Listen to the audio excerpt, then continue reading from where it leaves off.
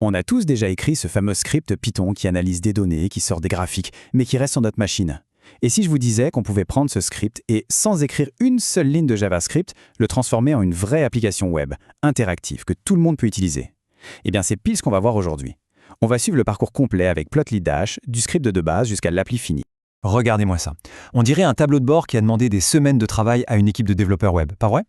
Eh bien, figurez-vous que tout ce que vous voyez là, c'est du 100% Python. Non, vous avez bien entendu. Zéro JavaScript, zéro HTML, zéro CSS à écrire. C'est ça, la magie, la promesse de Dash. On reste bien au chaud dans notre monde Python qu'on connaît et qu'on aime. Alors, pour bien comprendre, on va suivre le cheminement d'un développeur étape par étape. C'est un parcours assez logique en fait. D'abord, on va poser les fondations, la structure.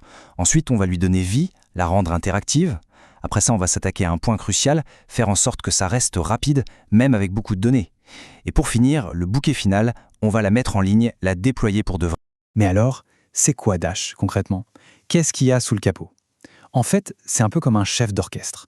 Il utilise des technologies web ultra puissantes que vous connaissez peut-être de nom, Flask pour le serveur, React pour l'interface utilisateur et Plotly.js pour les superbes graphiques. Mais la beauté de la chose, c'est que Dash gère toute cette complexité pour nous. Il nous tend une baguette de chef d'orchestre et cette baguette, c'est du Python.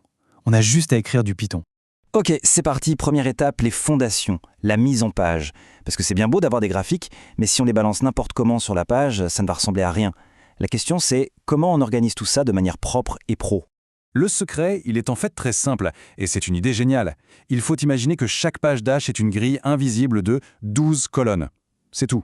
Pensez à ça comme à des Lego. Vous avez une plaque de base avec 12 emplacements en largeur, et sur ces emplacements, vous pouvez venir clipser vos briques. Un graphique ici, un menu déroulant là, un bouton à côté.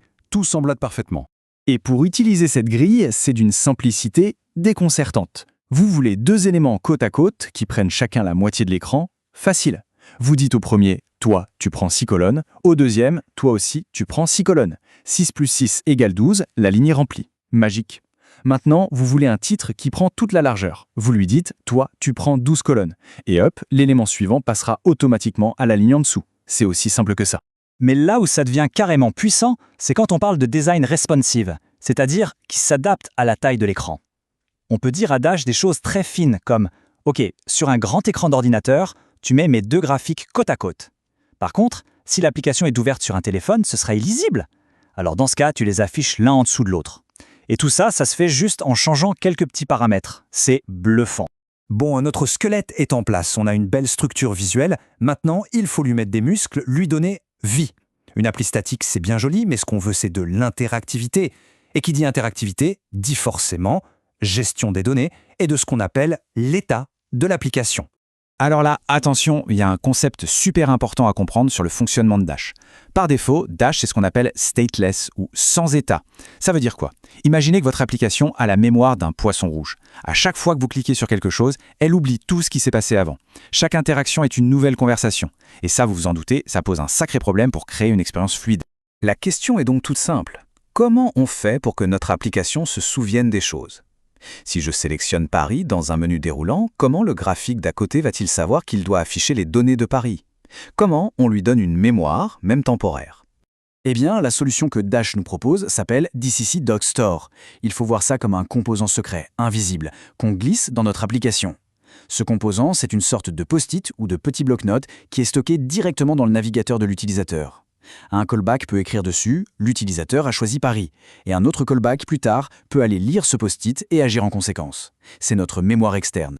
Et ce bloc-notes, il est super flexible. Il a 3 types de mémoire. Il y a le mode Memory, c'est la mémoire à très court terme. On rafraîchit la page, tout est effacé. Ça utile pour des calculs intermédiaires. Ensuite, il y a le mode Session. Là, la mémoire survit si on rafraîchit la page, mais elle disparaît si on ferme l'onglet. C'est la mémoire de la visite en cours. Et enfin, le mode local, c'est la mémoire à long terme. On peut fermer le navigateur, revenir le lendemain, et l'info sera toujours là. C'est parfait pour sauvegarder des préférences, comme un thème sombre par exemple. Génial! Notre application est structurée, elle est interactive, elle a l'air parfaite. Mais il y a un mais. Que se passe-t-il si un clic de l'utilisateur déclenche un calcul qui dure, disons, 1 minute? Genre l'entraînement d'un petit modèle de machine learning. Est-ce que l'utilisateur va se retrouver avec une page complètement figée pendant 60 secondes? C'est le moment de parler d'un sujet qui fâche, les performances. Et là, on tombe sur un ennemi bien connu du développement web, le timeout. La plupart des serveurs web ont une sorte de chronomètre intégré. Si une requête ne donne pas de réponse en, mettons, 30 secondes, il coupe tout. C'est une sécurité. Donc, si notre calcul prend 31 secondes, c'est le drame. L'application va planter, l'utilisateur va voir une belle page d'erreur. C'est hyper frustrant et ça tue l'expérience. Heureusement, Dash a une solution vraiment élégante pour ça, les background callbacks. L'idée est super simple à comprendre. Au lieu de faire le gros calcul dans le processus principal et de tout bloquer, on va le déléguer. C'est comme si on disait « Tiens, toi, le processus d'arrière-plan, occupe-toi de ce calcul et préviens-moi quand tu as fini ». Pendant ce temps, l'interface de l'application reste totalement réactive. On peut continuer à cliquer et on peut même afficher une petite barre de progression pour dire à l'utilisateur que ça travaille en coulisses. Plus de pages figées, plus de timeout. Alors, pour gérer ces tâches en arrière-plan, il y a en gros 2 écoles. Pour qu'en développant local, sur notre propre machine, il y a Diskash. C'est super simple à mettre en place, c'est parfait pour tester. Mais quand on passe en production, avec de vrais utilisateurs, il faut du solide. Et là, le duo de choc, c'est Celery et Redis. Il faut voir ça comme un centre de tri postal industriel pour nos tâches. C'est ultra robuste, ça gère une file d'attente, ça garantit que rien ne se perd, même si des dizaines de personnes lancent des calculs en même temps. Ok, on y est presque. Notre application est belle, elle est interactive, elle est rapide. Mais elle vit recluse sur notre ordinateur. Il est temps de la libérer, de la partager avec le monde entier. C'est la dernière étape, souvent la plus redoutée, le déploiement. Le mot déploiement, ça fait souvent un peu peur.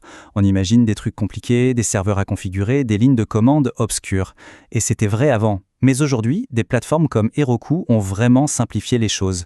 En gros, pour qu'Heroku puisse lancer notre application Dash, il suffit de lui donner une sorte de mode d'emploi.